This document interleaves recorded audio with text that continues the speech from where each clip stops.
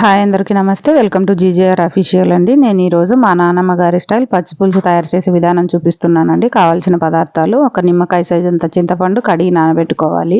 అలాగే 1 కప్పు పల్లీలు, ఉల్లిపాయ, తెల్లగడ్డ, కరివేపాకు, ధనియాలు, జీలకర్ర, ఎండుమిరపకాయ అండి. ముందుగా స్టవ్ ఆన్ చేసి కడాయి పెట్టుకొని పల్లీలు ఇలా డ్రై రోస్ట్ చేసి పెట్టుకోవాలి. ఇలా డ్రై రోస్ట్ చేసుకొని పొట్టు తీసి పక్కన పెట్టుకోవాలండి. అదే ప్యాన్లోనే కరివేపాకు కూడా ఒక గుప్పెడంత వేసి బాగా డ్రై రోస్ట్ చేసుకోవాలండి. అందులోనే ధనియాలు 1 స్పూను, జీలకర్ర 1 స్పూను కూడా వేసి బాగా డ్రై రోస్ట్ చేసుకొని ఇలా డ్రై రోస్ట్ అయిన తర్వాత మిక్సీ జార్ తీసుకొని అన్నీ మిక్సీ జార్లోకి డ్రై రోస్ట్ చేసుకున్నవన్నీ వేసుకొని పల్లీలు కూడా వేసి కోర్సుగా గ్రైండ్ చేసుకోవాలండి.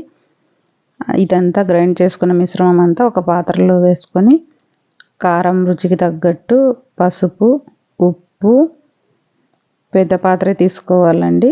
మన రుచికి తగ్గట్టు ఉప్పు, అలాగే బెల్లం కూడా వేసి ఉల్లిపాయ కట్ చేసి పెట్టుకున్న ఉల్లిపాయ కూడా చేత్తో స్నాచ్ చేస్తూ వేయాలండి. కచ్చాపచ్చాగా దంచిన వెల్లుల్లి కూడా వేసి చేత్తో బాగా స్నాచ్ చేయాలండి. ముందుగానే నానబెట్టి పెట్టుకున్న చింతపండు పులుసు కూడా వేసి అలాగే వాటర్ పోసుకొని స్టవ్ పైన పెట్టేసి ఒక 5 నిమిషాలు తెరలగాగనివ్వాలండి.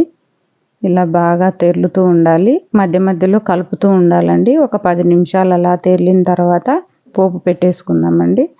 పోపు కోసం కడాయి పెట్టి ఆయిల్ వేసుకొని జీలకర్ర, ఆవాలు చిటపట్లాడుతున్నప్పుడు ఒక ఎండుమిరపకాయ 2 తుంచి వేసుకుంటున్నానండి. అలాగే ఇంగువ, కరివేపాకు కూడా వేసి పోపు బాగా మగ్గిన తర్వాత పులుసులో వేసి మూత పెట్టేసి ఒక 5 నిమిషాలు అలా వదిలేయాలండి.